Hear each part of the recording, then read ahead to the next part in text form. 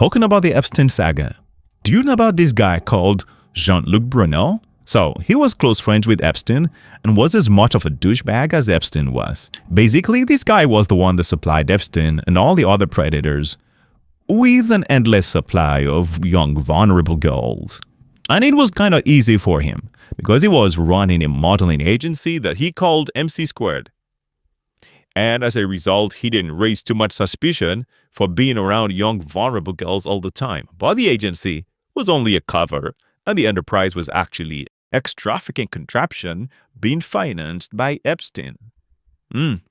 Now, do you notice how all the perverts are always somehow tied to some business or the other that has to deal with young, vulnerable girls?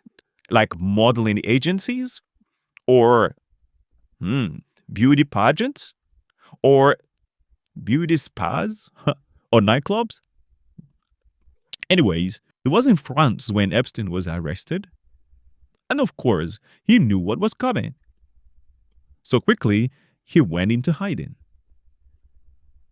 The plan was to escape to an obscure location somewhere like in West Africa, but kaboom, not so fast. He was arrested as he tried to sneak out, and he ended up in prison, La Sante prison. Now, he was being processed and got ready for court when once again, kakaboom, he too was dead, as in dead. And once again, they called it suicide. Curious, right? 3 people arrested, 2 people dead by suicide. Coincidence?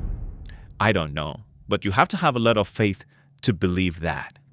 So, 2 people are arrested, 3 people are arrested, 2 people dead by suicide. And who is the last person? Ghislaine Maxwell. And now I'm sure you know the rest of it.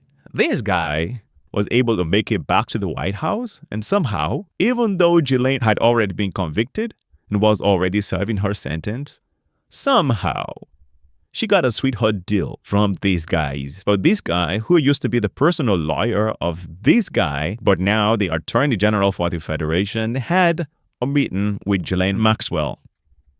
Now, you don't give sweetheart deals to people just for the heck of it. It's either they're giving you something really solid, or you're trying to induce them to do something for you, something very solid for you. So whenever there's a sweetheart deal, it's always a transaction. It's either you're getting something or you are giving something. Right. So when Ghislaine Maxwell got this sweetheart deal, the question is, what are we getting from her? Or what are we trying to induce her into doing? But it's not us. It's this guy. What's your game plan, man? And who are you working for? Anyways, Ghislaine Maxwell is no longer in any maximum security prison. She is now in a prison that some will call it country club, there in Texas. I think Camp Bryan or something it's called. She's playing badminton and learning French. Maybe eating caviar, who knows.